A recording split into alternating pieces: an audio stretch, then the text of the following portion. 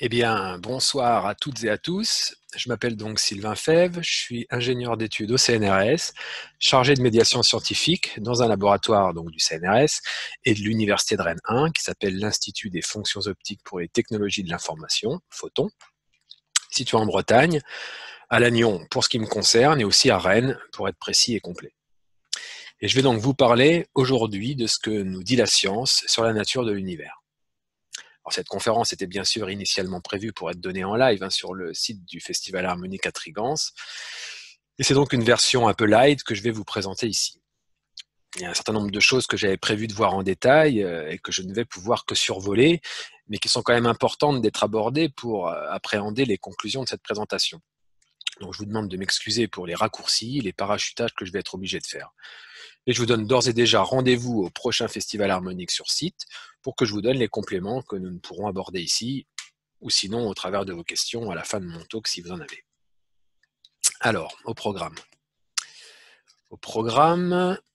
Eh bien, je propose de commencer par une brève introduction de philosophie des sciences, sans grande prétention, mais il est nécessaire d'aborder les bases de la méthode scientifique pour savoir ce qu'on peut en attendre ou pas. Et puis nous ferons l'inventaire des anomalies qui émergent des deux théories scientifiques les plus consensuelles et éprouvées à l'heure actuelle, que sont la mécanique quantique et la relativité. Mais attention, quand je parle d'anomalies, qu'il soit bien clair qu'il ne s'agit en aucun cas de défauts ou d'erreurs qu'il faudrait imputer à ces théories. Tout ceci est vraiment ultra vérifié par l'expérience et ne souffre d'absolument aucun doute sur la réalité de ces phénomènes. Il s'agit au contraire de comprendre que ces anomalies sont dues à notre vision actuelle du monde, concernant notamment la matière, l'espace et le temps, que ces théories nous invitent à revisiter. Et ce qui nous amènera donc à lever le voile, en quelque sorte, sur un nouveau monde dont la science actuelle tente à nous faire prendre conscience. Alors, quel est l'objectif de la science et quel outil se donne-t-elle pour l'atteindre ? La science a pour projet de développer une vision cohérente de la nature sur la base de théories dites scientifiques dans le but de comprendre le monde qui nous entoure. Et pour qu'une théorie soit dite scientifique, il faut qu'elle satisfasse au passage d'une sorte de moulinette qu'on appelle la méthode scientifique, qui consiste donc à énoncer cette théorie, c'est-à-dire élaborer un modèle par des propositions logiques ou mathématiques.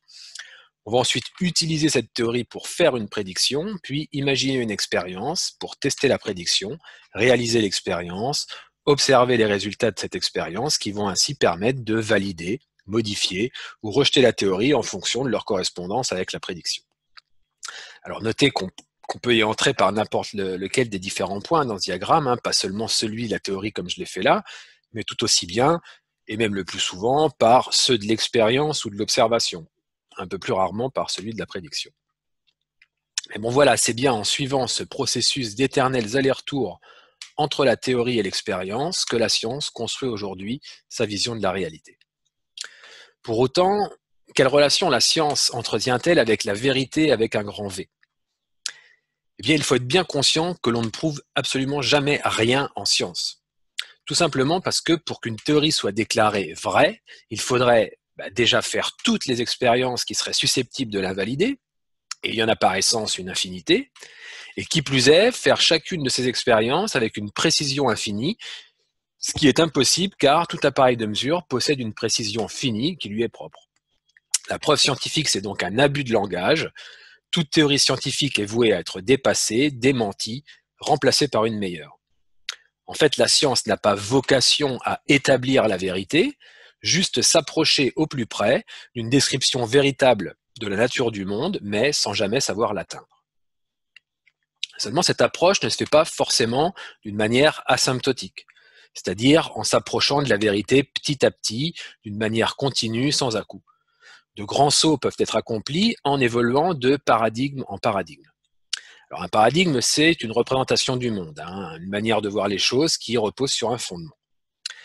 L'image qui a été utilisée pour illustrer ce phénomène par Thomas Kuhn, le concepteur de cette philosophie scientifique, est celle du canard-lapin, reproduite ici.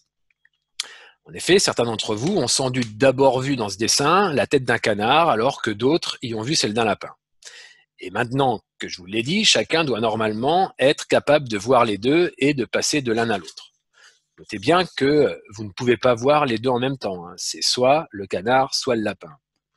Ce qui illustre bien que, suivant le point de vue, le positionnement mental dans lequel vous vous placez, votre cerveau est capable de voir une réalité ou bien une autre, tout en observant la même scène. C'est en ça que réside le phénomène de paradigme. C'est en sautant d'un paradigme à un autre que peuvent s'opérer de véritables révolutions scientifiques qui amènent un basculement tout aussi révolutionnaire dans notre vision de la réalité. Je prendrai pour exemple la révolution copernicienne. Après avoir considéré la Terre au centre de l'univers, Copernic nous a fait prendre conscience qu'elle tournait autour du Soleil. Puis on a compris que le Soleil lui-même tournait autour du centre de la galaxie, que la galaxie n'était qu'une parmi des centaines de milliards d'autres. Bref, le simple fait d'avoir inversé la position de deux astres dans leur mouvement relatif nous a fait basculer d'un paradigme dans lequel nous étions au centre de la création à un autre dans lequel nous ne sommes qu'un grain de poussière dans l'univers. Or, actuellement, le paradigme dans lequel la science se situe depuis les travaux de Galilée et puis Newton est ce que je vais appeler le mécanicisme, qui dit que tout l'univers est gouverné par des lois mécaniques déterministes qui opèrent dans le sens croissant du temps. Les causes précèdent temporellement les effets. Et qu'on pourrait résumer à l'univers est constitué de matière et de rayonnement qui se déplacent dans l'espace au cours du temps. Alors Thomas Kuhn décrit le processus de changement d'un paradigme à un autre comme indiqué sur ce schéma.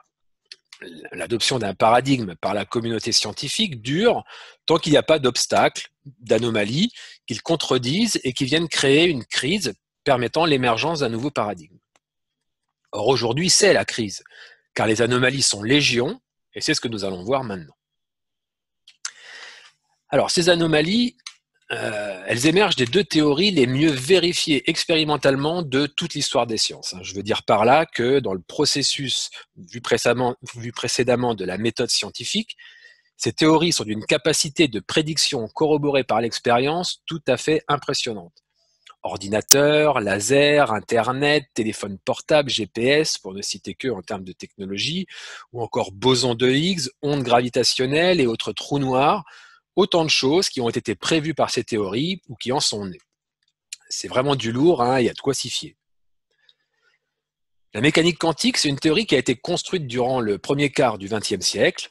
Elle est l'œuvre conjointe d'une poignée de scientifiques européens, dont je vous ai mis les plus emblématiques ici. Elle décrit les phénomènes fondamentaux dans les systèmes physiques à l'échelle atomique et subatomique. C'est la physique de l'infiniment petit. La relativité, elle est l'œuvre du seul Albert Einstein. C'est en fait l'extension à toutes les lois de la physique du principe de relativité de Galilée. Elle est d'abord restreinte en 1905, puis généralisée en 1915, et devient alors une nouvelle théorie de la gravitation, en remplacement de celle de Newton qui datait de la fin du XVIIe. Et là, c'est la physique de l'infiniment grand. Alors voici un tableau qui liste les anomalies dont j'aurais voulu vous parler en détail, mais je ne vais m'appesantir que sur 3 ou 4 d'entre elles qui illustrent particulièrement le thème du festival cette année qui était l'univers connecté. Pour les autres, je vais donc être obligé, désolé, de ne vous en donner qu'un bref aperçu. Commencez donc par la dualité onde-corpuscule, qui est un des fondements de la théorie quantique. En effet, les particules élémentaires, type photons, électrons, protons, etc., se comportent à la fois comme des ondes et comme des corpuscules. Pour autant, il faut bien voir qu'une onde et un corpuscule, c'est pas vraiment la même chose. L'onde, l'une, remplit l'espace tout entier et passe par les deux fentes à la fois d'un dispositif expérimental qu'on appelle les fentes de Young, alors que l'autre, le corpuscule, est localisé en un point de l'espace et ne passe donc que par une seule des deux fentes du dispositif.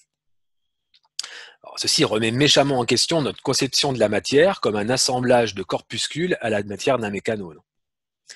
De plus, cette même expérience a pu montrer que ce choix de la particule de passer par une seule fente ou bien par les deux en même temps, c'est-à-dire de se comporter en tant que corpuscule ou en tant qu'onde, pouvait se faire après que la particule ait déjà effectué le trajet dans le dispositif. On a alors affaire à de la rétrocausalité, tiens donc. Pour ce qui est du problème de la mesure en mécanique quantique, il exprime le fait qu'un objet quantique est dans une superposition d'états tant qu'on n'a pas fait de mesure sur lui. En mécanique classique, un objet est soit dans un état A, soit dans un état B. Il ne peut pas être dans un état A et B à la fois. C'est le paradoxe dit du chat de Schrödinger que vous connaissez peut-être et qui donne à un chat la possibilité d'être à la fois mort et vivant parce que dépendant de l'état d'une particule quantique qui est elle-même dans un de ces fameux états superposés. On parle alors de multivers quantique. Il y aurait un univers dans lequel le chat serait mort et un autre univers dans lequel il serait vivant. Et l'indéterminisme sur l'état de la particule, et donc du chat, n'est levé qu'au moment où on pratique une mesure de la grandeur qui nous intéresse, c'est-à-dire quand on ouvre la boîte. On ne sait pas d'où vient l'information qui détermine le système au moment de la mesure. Elle nous apparaît totalement aléatoire. On ne peut pas prédire le résultat de la mesure, sinon en termes de probabilité. Ici, donc, la probabilité de désintégration de la particule qu'on sait évaluer. Et pire encore, ce comportement des objets quantiques ne s'est déterminé qu'à partir du moment où un observateur viendrait s'enquérir de leur état, remet gravement en question le réalisme scientifique qui dit qu'il existe une réalité extérieure, une réalité en soi, indépendante de l'existence d'observateurs. Ben oui, le monde doit bien exister sans que personne n'ait besoin d'être là pour l'observer. Ben apparemment pas. Pour ce qui est de l'intrication, qui remet en question le principe de localité, on en parlera plus précisément juste après. Idem pour la constance de la vitesse de la lumière et l'univers bloc de la relativité qui font littéralement exploser notre conception classique du temps. Le temps et l'espace deviennent d'ailleurs des objets physiques pas très différents l'un de l'autre. On ne parle désormais plus d'espace et de temps, mais d'espace-temps. Et l'espace, en l'occurrence, n'est plus du tout la boîte vide dans laquelle tout se passe, tel que l'avait décrit Newton. Au contraire, l'espace est devenu un objet dynamique ayant sa propre histoire. Il est déformable, extensible, troué, en vibration, pixelisé, convertible en temps. Bref, l'espace n'est plus vraiment de l'espace. On parlera aussi de la constitution de la matière, dont on ne sait plus très bien de quoi elle pourrait être faite, sinon de vide et de vibration. Vibration de cordes ou de l'espace lui-même, dans les théories de grande unification que sont la théorie des cordes ou la gravité quantique à boucle, qui cherche à concilier la mécanique quantique et la relativité qui, à ce jour, restent incompatibles entre elles. Autre anomalie. Nous verrons aussi que l'énergie totale de l'univers pose un gros problème quant à savoir de quoi le vide est constitué, sinon de toute autre chose que du vide.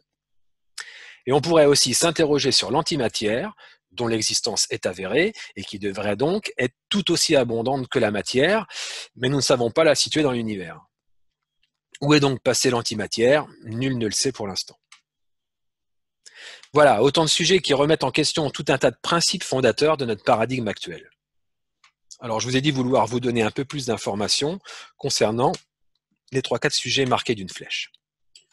En commençant donc par cette conception d'univers bloc issu de la relativité. Alors, comme je vous le disais, la relativité d'Einstein s'est construite en 2 étapes. La première, la relativité restreinte en 1905, elle étend le principe de relativité de Galilée à toute la physique, électromagnétisme inclus. Einstein en déduit que rien dans l'univers ne peut se déplacer plus vite que la lumière et que la vitesse de la lumière dans le vide est la même dans tous les référentiels inertiels. Elle ne dépend ni du mouvement de la source, ni de celui de l'observateur. La conséquence de cette observation, c'est que l'écoulement du temps sur une horloge dépend du référentiel dans lequel on se place pour faire la mesure. Ce qui veut dire que 2 personnes n'étant pas immobiles l'une par rapport à l'autre ne vieillissent pas de la même façon. Vous avez peut-être déjà entendu parler de l'histoire des jumeaux de Langevin, où 2 jumeaux se séparent le jour de leur anniversaire, l'un partant en voyage intersidéral à une vitesse proche de celle de la lumière, de telle sorte qu'à son retour sur Terre, eh bien, le jumeau resté sur Terre est alors plus âgé que le jumeau voyageur. Et ceci avec un décalage qui peut être arbitrairement grand, 10, 20, 50, 100 ans ou plus, selon la vitesse à laquelle il s'est déplacé. Et oui, les voyages forment indubitablement la jeunesse. La seconde étape, la relativité générale, est publiée en 1915. C'est une théorie de la gravitation, qu'Einstein comprend être équivalente à une accélération. La gravitation n'est alors plus une force qui s'exerce instantanément et à distance comme Newton l'avait présenté, mais la manifestation de la courbure de l'espace-temps produite par la distribution de la matière. En clair, la présence de la matière déforme localement l'espace-temps. Conséquence, l'écoulement du temps sur une horloge dépend aussi du champ gravitationnel dans lequel on est plongé pour faire la mesure. C'est-à-dire que quelqu'un qui vit au bord de la mer vieillit moins vite que quelqu'un qui vit en altitude. Bon, c'est bien sûr totalement imperceptible à cette différence de gravité, mais c'est ce qui est mis en application, par exemple, dans le film Interstellar, pour ceux qui l'ont vu. Ceci signifie que les voyages dans le temps, en tout cas dans le futur, sont possibles. Et ils ont d'ailleurs été démontrés des milliards de fois avec des horloges atomiques. Ceci nous amène en tout cas à considérer que l'espace-temps est un objet à 4 dimensions, 3 dimensions d'espace et 1 dimension de temps, qui existe entièrement déployé dans chacune de ces dimensions, y compris la dimension de temps, et qu'on appelle l'univers bloc. On le représente en 3D comme un cylindre, en enlevant une dimension d'espace à une dimension à l'espace, c'est-à-dire que on réduit la sphère d'espace à un disque, et le temps est déployé selon l'axe du cylindre depuis le Big Bang qu'on voit à gauche sur cette image. Ainsi, le futur est déjà là et le passé existe encore quelque part dans l'espace-temps. Et ce qu'il faut retenir de cette vision de l'univers bloc entièrement déployé dans l'espace et dans le temps, c'est qu'il n'existe pas un front du présent dans lequel la réalité se créerait instant après instant, avant lequel le passé n'existerait plus et après lequel le futur n'existerait pas encore. En fait, la notion de présent est totalement relative et subjective.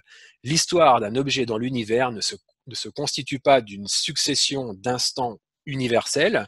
Il faut plutôt la voir comme une ligne à l'intérieur de l'espace-temps. Alors passons au principe de localité. Connu également sous le nom de principe de séparabilité, c'est un principe selon lequel des objets distants ne peuvent avoir aucune influence directe l'un sur l'autre. Un objet ne peut être influencé que par son environnement immédiat. C'est un principe majeur en physique car il permet de faire de la physique localement, sans avoir à se soucier de l'influence de choses qui ne seraient pas dans l'environnement immédiat de l'expérience qu'on est en train de faire. Or, ce principe, il est remis en question dans le cadre de la mécanique quantique qui prévoit que les interactions entre deux particules quantiques créent des états liés qui font qu'elles ne sont plus indépendantes l'une de l'autre, quelle que soit la distance qui les sépare. L'intrication quantique, c'est le fait qu'une mesure effectuée sur une des particules intriquées détermine immédiatement l'état de sa particule appairée où qu'elle se trouve au moment de la mesure. Plus précisément, s'il y a intrication quantique de l'état de spin d'un système formé par deux particules, par exemple la somme de leurs spins doit être nulle, la connaissance de l'état de spin de la première particule après une mesure effectuée sur celle-ci nous informe de l'état dans lequel se trouve la seconde particule avant même qu'une mesure soit effectuée sur celle-là plus tard. Si la mesure sur la première particule a donné plus 1,5 par exemple, la mesure sur la seconde donnera forcément moins 1,5. Cette intrication quantique, qui combine donc les deux aspects un peu étranges de la mécanique quantique que sont le problème de l'indétermination avant la mesure et la non-localité, insupportait Einstein, au point de lui avoir valu un célèbre « Dieu ne joue pas au dé » dans ses échanges sur le sujet avec Niels Bohr, qui lui était un farouche défenseur de la théorie quantique telle qu'elle était décrite. Le paradoxe EPR est une expérience de pensée décrite par Albert Einstein, Boris Podolsky et Nicolas Rosen, EPR donc, qui voulait démontrer que les dés étaient jetés au départ, quand les particules se séparent, telle une paire de chaussures séparées et envoyées par la poste. Celui qui reçoit la chaussure droite sait forcément que l'autre a reçu la gauche. En 1964, John Bell établit des équations sous forme d'inégalité qui permettent de trancher sur l'hypothèse de localité. C'est-à-dire que si Einstein a raison et que les grandeurs ont une valeur prédéterminée avant la mesure, alors ces inégalités doivent être vérifiées. Il faut attendre 1981 et Alain Aspect à l'Institut d'optique à Orsay pour que l'expérience tant attendue soit réalisée et la réponse est sans appel. Les inégalités sont violées. Des théories dites à variables cachées qui attribuent des valeurs prédéterminées au système avant la mesure sont donc réfutées expérimentalement. La mécanique quantique est complète, l'indéterminisme quantique est fondamental. Et donc, si deux systèmes ont interagi, ils ne peuvent plus être considérés comme des entités individuelles, mais doivent être pensés comme un tout indissociable, quelle que soit la distance qui les sépare. L'espace est non local, chaque point de l'espace est potentiellement connecté à tous les autres instantanément. De plus, en 2001, l'équipe d'Antoine Suarez, avec le concours de Nicolas Gisin, refait l'expérience en utilisant des miroirs et des détecteurs en mouvement afin de montrer que la non-localité quantique pouvait être non seulement spatiale, mais aussi temporelle. Et bingo, les inégalités de Bell sont là encore violées, confirmant ainsi l'insensibilité au temps des corrélations quantiques. La conclusion tirée de cette expérience est que l'information qui était à l'origine de la corrélation entre les deux particules et qui n'est apparue qu'au moment de la mesure n'a pas pu transiter comme un signal fantôme de l'une vers l'autre. Elle était donc non seulement indépendante de l'espace, mais aussi du temps. La non-localité, ou non-séparabilité, est non seulement spatiale, mais aussi temporelle. Bref, au final, retenez qu'il est démontré que c'est au moment de la mesure que le système constitué par les deux particules est entièrement informé et que cette information provient de l'extérieur de l'espace-temps. Maintenant, regardons ce qu'il en est à propos du vide. Déjà, il est pour le moins étonnant de noter que la matière est vide à 99,9999999%. Vous savez que la matière est constituée d'atomes qui eux-mêmes sont formés d'un noyau autour duquel gravitent un ou plusieurs électrons. Alors, pour avoir une idée des dimensions relatives de ces différentes entités, imaginons que le noyau est la dimension d'une balle de tennis, c'est-à-dire environ 5 cm. Eh bien, à cette échelle, l'électron resterait un objet ponctuel d'une taille inférieure au nanomètre, c'est-à-dire 1 millième de millimètre. Et le nuage électronique dans lequel cet électron voyagerait eh bien, s'étendrait sur une distance de 5 km autour de la balle de tennis. Tout le reste, c'est du vide. Vous comprenez donc que la quasi-totalité de l'espace occupé par la matière est faite de vide. Et ce qui est intéressant de noter ici, c'est que le vide qui emplit l'espace à l'intérieur des atomes, il est présent partout. C'est une même et unique entité répandue continuellement dans tout l'univers. Et donc le vide qui est présent au cœur des atomes de mon propre corps est le même vide que celui qui est présent au cœur des atomes du vôtre. Ainsi, c'est par l'intermédiaire de ce vide que nous sommes tous interconnectés. À propos de la composition de l'univers, savez-vous quelle est la contribution de la matière que l'on nommera ordinaire, c'est-à-dire protons, neutrons, électrons, photons, neutrinos, bref, tout ce qu'on connaît et qu'on appelle matière? Eh bien ça, c'est 5 petits pourcents. La matière dont nous croyons notre univers fait, c'est-à-dire ce qui n'est pas ce qu'on appelle du vide, ne représente qu'à peine 5% de l'énergie totale qui doit être présente dans l'univers d'après le modèle standard de la cosmologie actuelle. 27 autres pourcents sont constitués de matière noire, appelée ainsi parce qu'elle n'interagit pas avec la lumière. Elle correspond à la masse manquante dans les galaxies pour y maintenir les étoiles. C'est-à-dire que les observations montrent en effet que, vu la vitesse à laquelle tournent les étoiles autour du centre des galaxies, celles-ci devraient être éjectées par la force centrifuge. Il faut donc qu'il existe une énergie gravitationnelle supplémentaire pour maintenir les galaxies compactes. Et les 68% restants sont constitués d'énergie noire, qui est le moteur de l'accélération de l'expansion de l'univers. Les observations astronomiques montrent en effet que l'univers est en expansion, c'est-à-dire qu'à grande échelle, les galaxies s'éloignent les unes des autres. La gravitation étant attractive, on devrait observer au moins une décélération de cette expansion, mais c'est au contraire l'inverse qu'on observe, l'expansion accélère, et pas qu'un peu. Or, pour qu'il y ait accélération, il faut que de l'énergie soit apportée. C'est comme en voiture, pour accélérer, il faut apporter de l'essence. C'est pourquoi on a besoin de l'énergie noire pour créer cette antigravité apparente qui contribue pour plus des 2/3 à l'énergie totale de l'univers. Bref, vous voyez que le vide n'a vraiment rien de vide. Il pourrait contenir jusqu'à 10 puissance 120 fois plus d'informations que le monde matériel, selon certaines estimations. Alors un autre élément qui tend à faire penser que le vide serait tout sauf vide, c'est que plusieurs théories à ce jour évoquent la nécessité d'ajouter des dimensions supplémentaires à l'espace-temps. De la théorie des cordes, en passant par la théorie de Kaluza-Klein ou encore la conjecture de Maldacena, 3 théories non abouties mais extrêmement respectées dans la communauté scientifique, l'espace-temps pourrait revêtir jusqu'à 11 dimensions. Et je voudrais en particulier vous parler des travaux de Philippe Guillemant, un ingénieur de recherche du CNRS, avec qui j'ai eu le plaisir et l'honneur de travailler à l'écriture d'un article sur les biais cognitifs de la pensée matérialiste, dont je vous mets le lien sur son blog, là, en bas de la diapo. Alors, les travaux de recherche qu'il a entrepris ont démontré par une approche classique la nécessité d'ajouter 6 dimensions à l'espace-temps, pour que celui-ci demeure entièrement déterminé. C'est publié dans Annals of Physics, une grande revue scientifique à comité de lecture. Il a étudié pour ça les trajectoires des boules dans un billard, c'est-à-dire le modèle mécaniste par excellence, d'après les lois connues de la mécanique. et en considérant simplement, d'une part, que la quantité d'information est limitée pour tout système, y compris dans l'univers, et d'autre part, qu'il y a perte d'informations au cours des interactions, ce qui traduit le fait qu'il y a augmentation de l'incertitude sur la position des boules au cours du temps. Alors, il montre que les boules deviennent libres au bout d'un certain nombre de collisions, car elles ont fini par perdre la totalité de l'information qui avait été mise au départ sur leur position et leur quantité de mouvement. Le billard devient alors quantique, puisque les boules sont dans des états superposés, et un multivers de possibilités d'évolution apparaît. Et pour restaurer une réalité unique, il faut donc réinjecter des informations dans le système, ce qui revient en fait à conserver la densité d'informations, chose qui est totalement ignorée de la science actuelle. On pratique la conservation de l'énergie, la conservation de la quantité de mouvement, mais personne ne s'inquiète de la quantité d'informations. Et ce sont les ordinateurs qui rajoutent en fait des informations sans qu'on y prenne garde.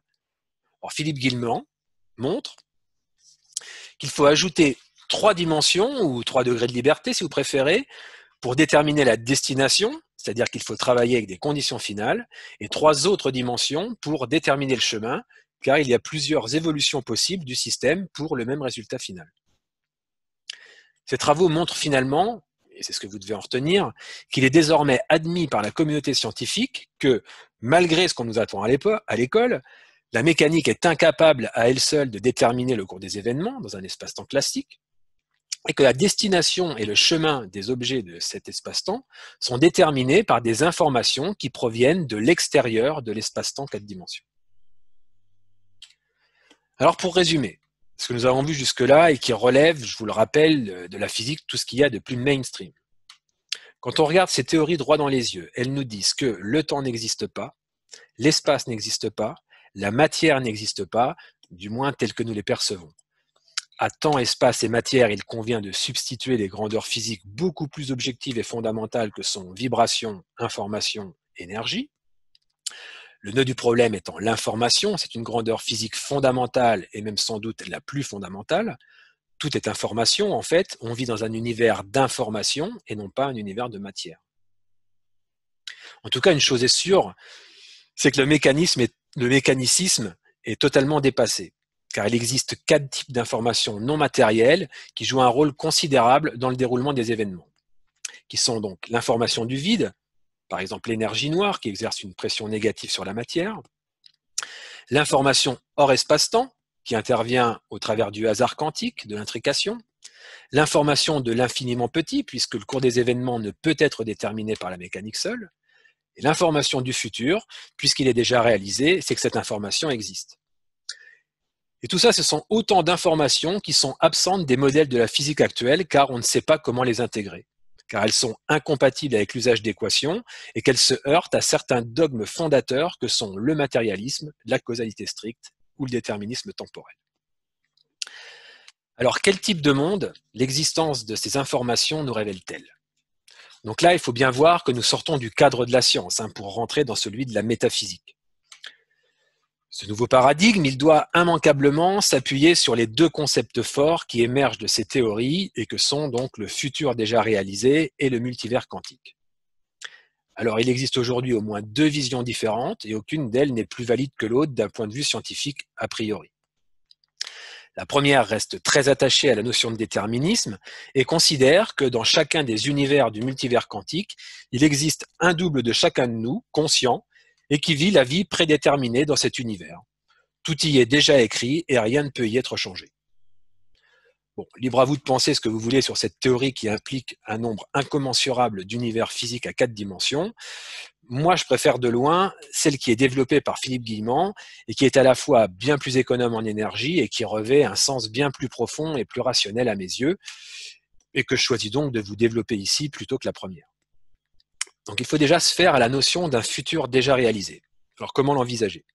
Eh bien en se basant sur le concept que le temps doit être vu comme une dimension d'espace. Et pour ça, la métaphore du randonneur en forêt est assez efficace, je trouve. Imaginez que vous vous baladez en forêt sur un sentier, mais qu'une brume épaisse vous empêche de voir à plus de quelques mètres devant vous. Il ne vous viendrait pas à l'idée de penser que le sentier n'existe pas dans la brume et qu'il se crée au fur et à mesure que vous avancez. Eh bien, avec le temps, c'est exactement la même chose. Croire que le futur n'est pas déjà réalisé, c'est confondre la brume avec le vide. Notre futur est noyé dans un esprit brouillard, certes, mais ce qui ne veut pas dire qu'il n'existe pas déjà. Il est bel et bien déjà déployé, mais nous n'avons pas les moyens sensoriels de le voir arriver, ou sinon sur une petite épaisseur. En effet, on est capable d'anticiper notre futur très proche, on peut aussi avoir des prémonitions. Une raison pour laquelle cette notion se heurte fortement à notre conception de la réalité, c'est aussi qu'elle semble totalement nous priver de libre arbitre. Déjà, il faut savoir que la question du libre arbitre est loin de faire consensus en science. La science s'est construite par opposition à la religion et par voie de conséquence par opposition au libre arbitre. Parce que le libre arbitre, c'est faire des choix qui ne sont pas dictés par les lois physiques, donc par les équations, et c'est donc faire appel à de la transcendance. Donc l'idée d'un au-delà qui ramène à l'idée de Dieu. Le libre arbitre était d'ailleurs déjà banni dans le mécanicisme, via le déterminisme temporel. Alors si le futur est déjà réalisé, nos choix seraient donc totalement illusoires et prédéterminés? Eh bien non, parce que le futur déjà réalisé signifie simplement que nos lignes temporelles dans l'espace-temps sont effectivement bien définies à chaque instant, du passé jusqu'au futur, mais cela ne les empêche pas de pouvoir bouger. Et le multivers quantique suggère justement l'existence de plusieurs lignes temporelles superposées dans le même présent, et donc la possibilité de changement du futur par commutation de lignes temporelles, ce qui serait la clé d'une certaine forme de libre arbitre. Bon, qui resterait quand même à conquérir, car il faut être encore capable de faire ses choix dans le présent en conscience. Et la conscience pourrait justement être un engin de navigation dans l'espace-temps. Car cette information manquante en physique, dont on a fait état tout à l'heure avec les physiciens, osent à peine regarder parce qu'ils ne savent pas quoi en faire. Et si c'était la conscience qui l'apportait? Je veux dire par là, les dimensions supplémentaires qui semblent nécessaires à notre compréhension de la réalité ne pourraient-elles pas correspondre à différents niveaux de la conscience? Philippe Guillemont a construit un modèle cybernétique de l'espace-temps dont les bases sont publiées dans 3 articles dans des revues à comité de lecture que je vous ai listés ici. Il explique dans ses conférences et dans ses livres, que je vous invite ardemment à découvrir si ce n'est pas déjà fait, que le changement de paradigme réside dans le simple fait d'inverser notre conception de la conscience et d'en faire non pas un produit de notre cerveau, comme c'est le cas actuellement dans le paradigme mécaniciste, mais au contraire, la chose la plus fondamentale qui soit et de laquelle tout émerge. Et de ce nouveau point de vue, la science pourrait investiguer la plupart des phénomènes non expliqués à l'heure actuelle, tels que les perceptions extrasensorielles, les états modifiés de conscience, expériences de mort imminente, expériences de sortie de corps, des ovnis, etc. Philippe Guillemont identifie les 2 fois 3 dimensions supplémentaires dont il a démontré la nécessité pour déterminer le cours des événements à 2 niveaux de notre conscience, 2-3 dimensions chacun. Le soi et le moi, pour reprendre le vocabulaire de Carl Jung, permettant respectivement de déterminer notre destination, c'est-à-dire notre destinée, et notre chemin, c'est-à-dire notre parcours initiatique dans le présent. Et son modèle précise la fonction de l'âme, dont ces 6 dimensions seraient le siège, et que l'on peut définir de manière on ne peut plus rationnelle comme un système immatériel de coordination quantique et atemporelle du vivant, capable de rejeter son excédent d'entropie et de survivre à la mort physique. Autant de concepts que la science approuve point par point. Elle jouerait donc le rôle d'interface entre l'esprit et le corps, permettant la transmission d'informations entre ces 2 mondes, matériel et immatériel, pour leurs évolutions respectives, et donnant ainsi un sens à la vie incarnée, à savoir un moyen d'évolution de l'âme, en développant les valeurs spirituelles, amour et don de soi. Alors pour conclure, je vous ai présenté en quoi les 2 théories scientifiques éprouvées, que sont la mécanique quantique et la relativité, bousculent nos conceptions de l'espace, du temps et de la matière qui n'existent pas telles que nous les percevons. Le cerveau serait un système de filtrage de la réalité qui est bien plus complexe et complète que ce que nous en percevons par nos sens. Passé, présent, futur qui sont simultanés et superposition d'une infinité de réalités quantiques. Le paradigme actuel ne tient plus car les piliers sont effondrés, matérialisme, causalité stricte, déterminisme temporel, mais ces 2 théories sont toutefois incomplètes car incompatibles entre elles. Alors il y a une forte probabilité d'existence d'un niveau de réalité, d'information, en dehors de l'espace-temps à 4 dimensions. La conscience semble pouvoir jouer un rôle fondamental dans le processus de détermination de la réalité, en tout cas la mécanique seule en est incapable, et le futur déjà réalisé de la relativité générale, associé au multivers de la mécanique quantique, pourrait être la clé de notre libre arbitre, nous permettant d'envisager la construction d'un futur sur la base de nos intentions. Alors voilà, j'espère que je vous ai convaincu que la physique aujourd'hui nous ouvre des perspectives beaucoup plus réjouissantes que ce qu'il n'y paraît en ce début de millénaire, avec ce monde transhumaniste qui se dessinait jusqu'alors. Elle nous invite à faire la bascule vers un monde moins mécanique, donc plus humain, et moins déterministe, donc plus ouvert à la création. Et les événements actuels pourraient justement être une formidable opportunité pour que ce basculement s'opère.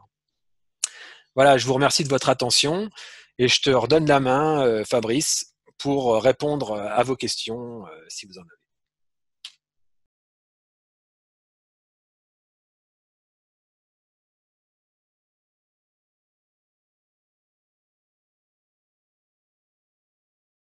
L'âme est-elle un sujet scientifique? C'est ça. La réponse aujourd'hui est clairement non. Parce que déjà, malgré tout ce que je viens de vous dire, et qui, je le rappelle, est pourtant tout ce qu'il y a de plus mainstream hein, pour ce qui est des anomalies en mécanique quantique et en relativité qu'on vient de voir, la plupart des scientifiques sont encore méchamment englués dans une pensée matérialiste qui les empêche de réfléchir en ces termes, quoi. L'histoire des sciences, dont je vous ai parlé un peu, le formatage, le cloisonnement, quoi, etc., qui n'autorise pas vraiment de telles hypothèses.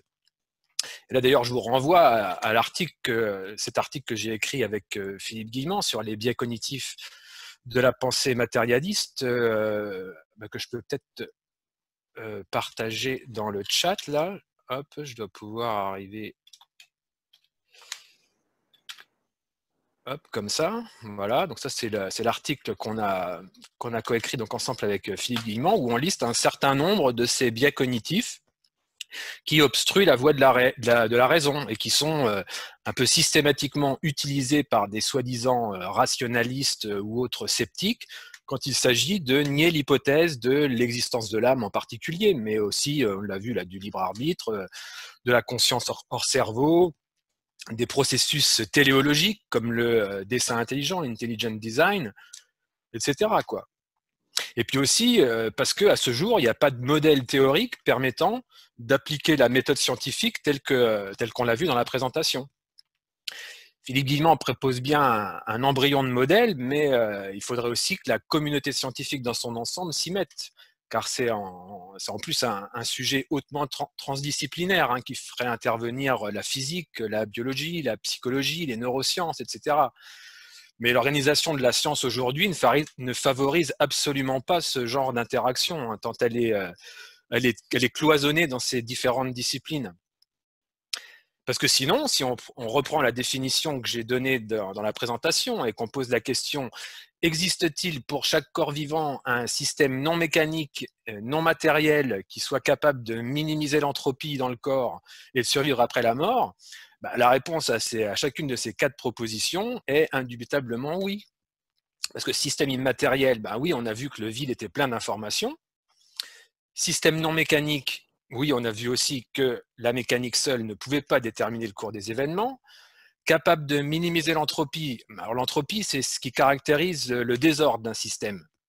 Et il y a un principe de la thermodynamique, le second principe de la thermodynamique, qui dit que tout système fermé doit obligatoirement voir son entropie augmenter au cours du temps, et donc le désordre avec. Mais la biologie a montré que pour les êtres vivants, à l'échelle de la protéine, ce principe de la thermodynamique ne s'appliquait plus, car les êtres vivants sont capables de pérenniser la complexité ordonnée de leur organisme. Et puis survivre après la mort, oui, parce que les informations quantiques sont indépendantes du temps. Donc voilà, selon cette définition, si on adopte cette définition pour l'âme, la science approuve la possibilité de son existence et elle pourrait et devrait donc être un sujet d'étude scientifique. Sauf qu'aujourd'hui, on en est loin, quoi. Même s'il existe quand même un certain nombre d'études scientifiques autour de sujets relevant des facultés psy, hein, sur la méditation, sur les expériences de mort imminente, les expériences de sortie de corps, etc. Mais ça reste encore encore complètement anecdotique, quoi.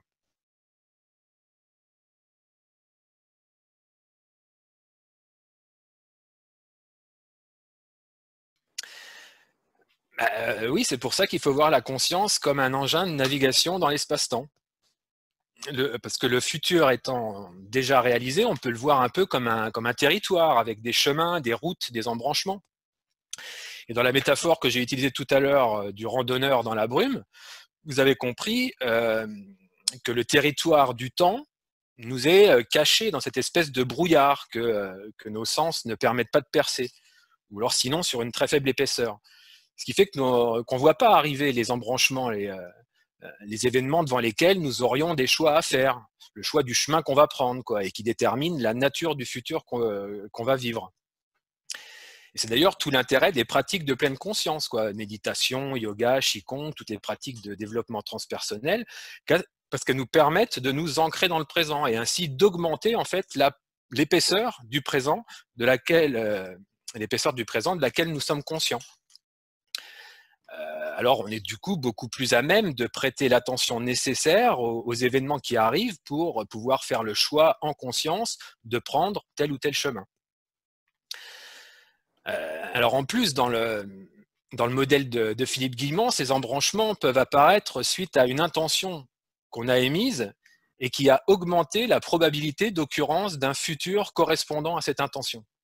Alors ce futur ferait alors redescendre de l'information dans notre présence sous forme de synchronicité afin que nous puissions le rejoindre. Et cette synchronicité, c'est ces fameuses coïncidences étranges et improbables qu'on a tous déjà vécues et qui font sens quand même pour nous, quoi. Ce qui voudrait dire que nos intentions, en fait, causent des effets dans le futur qui deviennent des futures causes d'un effet dans le présent, en fait. Et c'est là que résiderait tout notre pouvoir créateur, en fait, par le biais de nos intentions. C'est de faire apparaître dans le futur des situations nous permettant de bifurquer dans l'espace-temps.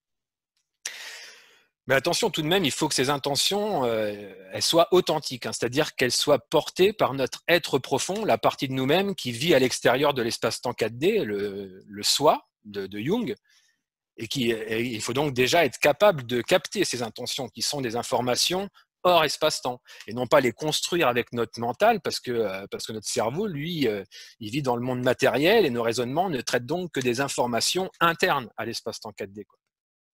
Et donc pour ça, il faut cultiver le lâcher-prise, donc faire taire le mental. Il faut cultiver le détachement de l'ego, hein, c'est celui pour qui on se prend, le moi, quoi, en fait. Il faut cultiver la confiance en soi, quoi, c'est-à-dire ne pas se laisser influencer par ses émotions, les émotions de peur en particulier. Car tout ça, le mental, l'ego, les émotions, c'est trois conditionnements, trois prisons qui nous coupent de la relation avec notre transcendance, quoi, qui, elle, se manifeste plutôt via l'intuition, la foi, le don de soi, quoi. En fait, si la conscience est un engin de navigation dans l'espace-temps, il faut voir le cerveau en fait comme la composante véhicule de cet engin. Le soi, donc la partie supérieure de l'âme, extérieure à l'espace-temps, ce serait le GPS qui calcule le chemin en fonction de notre destination. Et le moi, la partie inférieure de l'âme, qui vit dans le présent, elle, serait le conducteur, en fait, quoi, qui choisit le chemin à prendre.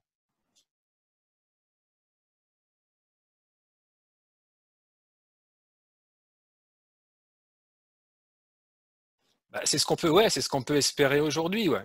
C'est ce qu'on peut espérer aujourd'hui, parce qu'en fait, on observe vraiment une convergence, quoi, en fait, entre ce que nous dit la science, quoi, et puis ce que nous disent les traditions spirituelles millénaires, quoi. En fait, tout ça, en fait, quoi, finit par revêtir à peu près le même discours, quoi.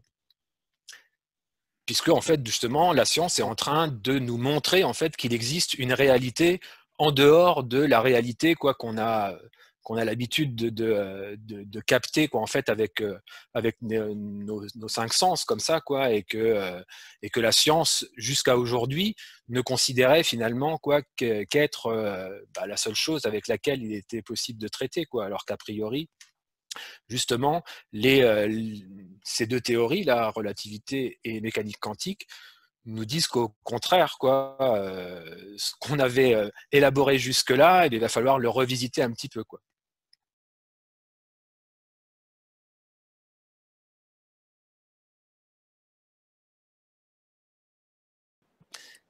Les trous noirs, hein, c'est ça, ouais. Bah, un trou noir, déjà vu de l'extérieur, c'est un astre comme un autre, en fait, hein. Je veux dire par là que les trous noirs, ce ne sont pas les espèces de monstres errants dans l'univers qui avalent tout sur leur passage, comme ils peuvent être présentés parfois. Ils sont à leur place, et la matière, elle s'est organisée autour pour faire des planètes qui gravitent, comme c'est le cas dans un système stellaire classique. Le trou noir, ça se forme à la mort d'une étoile, lorsqu'elle a épuisé tout son carburant nucléaire, et donc que la matière n'est plus expulsée vers l'extérieur par les réactions nucléaires. Là, la matière s'effondre sous son propre poids jusqu'à créer un objet hyper compact et qui est tel que la vitesse de libération de cet astre est supérieure à la vitesse de la lumière. Alors, du coup, plus rien peut plus s'en échapper, même pas la lumière. La vitesse de la vitesse de libération, c'est la vitesse qu'il faut donner à un objet lancé de la surface d'un astre pour qu'il s'échappe de la gravité et qu'il ne soit donc plus soumis. Sur Terre, c'est environ 11 km par seconde. Donc voilà, s'il faut donner une vitesse supérieure à la vitesse de la lumière à quelque chose pour qu'il sorte du champ de gravité, eh ben rien ne peut s'échapper puisque rien ne peut aller plus vite que la lumière. Donc ça, c'est comment ça se forme. Maintenant, qu'est-ce que c'est physiquement? Ben, on n'en sait un peu rien en fait, quoi, puisqu'on ne peut pas aller y faire un tour et puis revenir pour le dire, quoi. Mais bon, ce que les équations nous disent, en tout cas, c'est une thèse défendue, par exemple, par Aurélien Barraud ou Carlo Rovelli, deux figures emblématiques qui travaillent sur la gravité quantique à boucle, c'est que passer l'horizon du trou noir, c'est-à-dire quand on n'a pas passé le point de non-retour, l'espace et le temps se mutent l'un dans l'autre en quelque sorte. C'est-à-dire que le temps se change en espace et l'espace se change en temps. Ou encore, on peut le voir comme le fait que le temps s'inverse à l'intérieur du trou noir, c'est-à-dire qu'il s'écoule à l'envers. En fait, quand on s'approche d'un trou noir, vu de l'extérieur, le temps semble ralentir jusqu'à s'annuler sur l'horizon du trou noir et puis s'écouler en sens inverse à l'intérieur.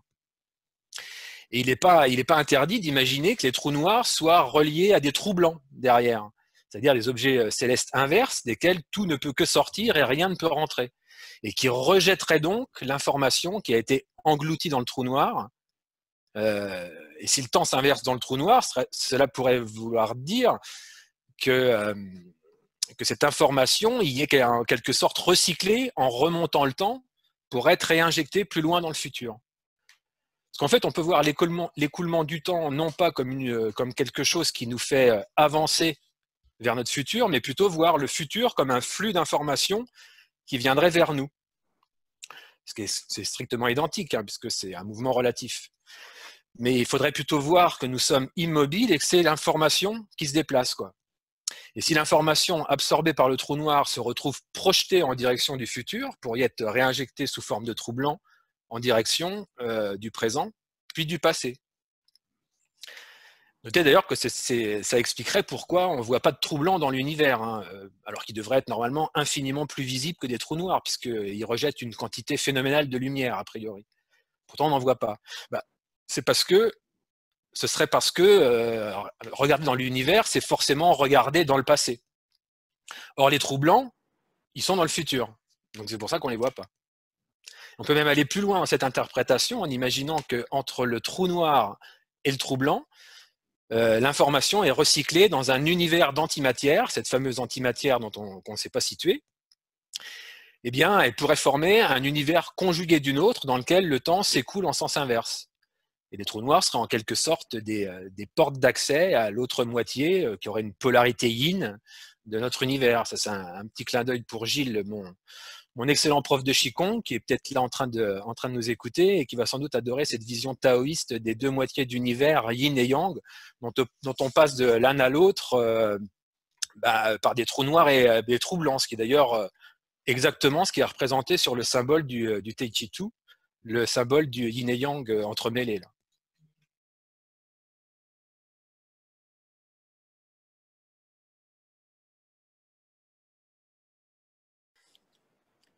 Le fait que ouais, tout est illusion. C'est-à-dire qu'on a vu effectivement que la science nous disait que le temps, l'espace, la matière n'existaient pas.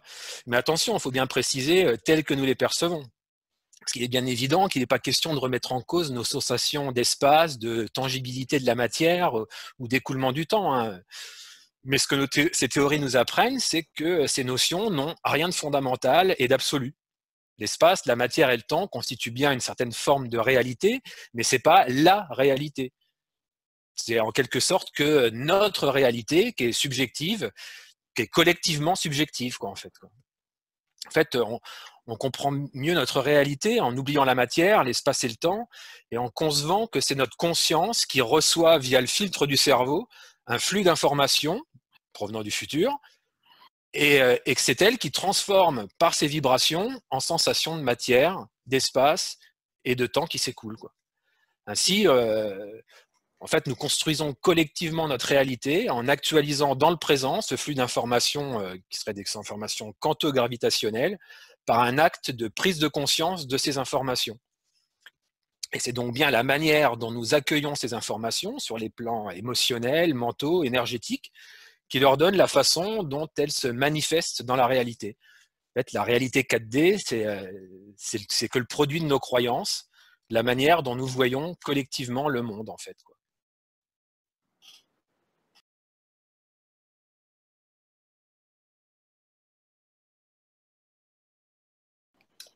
Merci. Merci, merci à tous. Et Fabrice. à bientôt à Trigance alors.